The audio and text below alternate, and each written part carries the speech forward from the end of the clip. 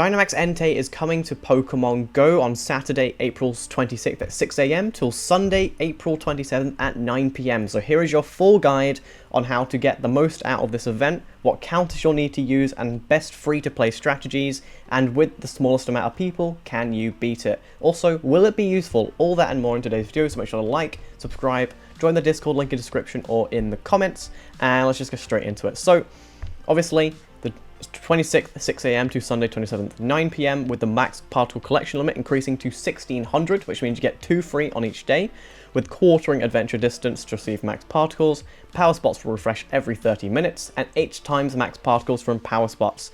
These will not be available in raids afterwards like the birds were for a week. This will just be a one and done and will most likely come back in a couple months. Now, it will most likely be able to be duoed with max mushrooms, but as we all know, max mushrooms are ridiculously expensive, so I don't recommend doing that. Try and get a gang together for this one. Right, for your tank, you're going to want a Blastoise or a Kingler, and those can also function as your DPS. If you get a Gigantamax Blastoise or a Gigantamax Kingler, even better, but I won't mind. It won't really matter if you have a Dynamax, but it will end up doing more damage if you have the Gigantamax. If you want some other tank options, you can use Lapras, Chansey, Charizard, and Moltres, but I really recommend using the water type. Now, a DPS alternative, if you don't have any of these, is Excadrill, but you can't use this as a tank because it is weak to fire. So just use it as a ground type to swap into, and then swap back out after you've Gigantamaxed or Dynamaxed. Right, here's your strategy. Don't use your charge moves. It will charge your max meter faster if you just spam tapping and use your fast moves instead of your charged. Even if they're super effective, just don't use them. I really hope they fix this in the future, but for now, just don't do it. Shield up on the first Dynamax. If you're not coordinated, I always recommend shielding up, but if you are coordinated, then try and get 2 attackers, up 2 to 3 attackers, a healer maybe, but definitely you need one person to get all 3 shields. Right. If you're on lower amounts of people, however, 2 or 3, make sure to try and use at least 1 or 1.5 shields every time you Gigantamax, just to make sure you don't get absolutely destroyed, because the dodging mechanic seems to be broken at this point. If you want to have a healer, even if Blastoise and Kingler resists it quite well, make sure to get yourself a Chansey or a Blissey. Right, here are the potential moveset for Entei. It can use Flamethrower, Flame Charge, Fire Blast, Overheat, and Scorching Sands, with Flamethrower and Flame Charge being the weakest move combination, and, well, that's probably what you want to look for. Right, what will be available at the release of the video?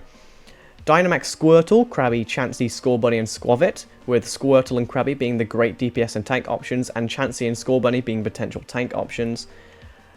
April 7th, you'll have Dynamax Caterpie, Machop, Drawber, Wooloo, and Phalanx, with Drawber being the only useful one out of that bunch.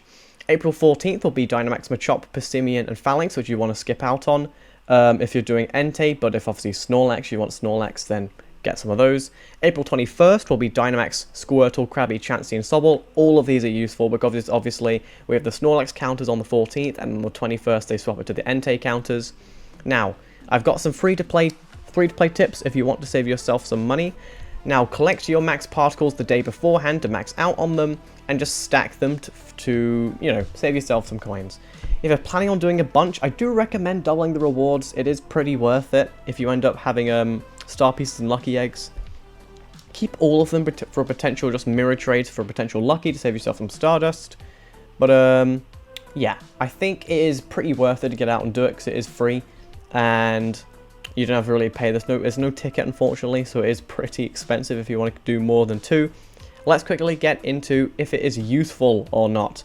As a fire-type attacker, it will be the best Dynamax fire-type attacker, but it won't be the best Gigantamax fire-type attacker. It will still be outclassed by Gigantamax Charizard, but as for Dynamax, it will still be better than a regular Dynamax Charizard. So, as a fire-type, I will still be using it. You can use that between that and Moltres, so it is up to you what you want to use. But yeah, decent Pokemon, really great shiny, and decent rewards if you end up doing a fair amount, but it is expensive. So let me know if you're going to do it. That's your guide for Dynamax Entei, so make sure to like, subscribe, and I'll see you guys in the next one. Peace.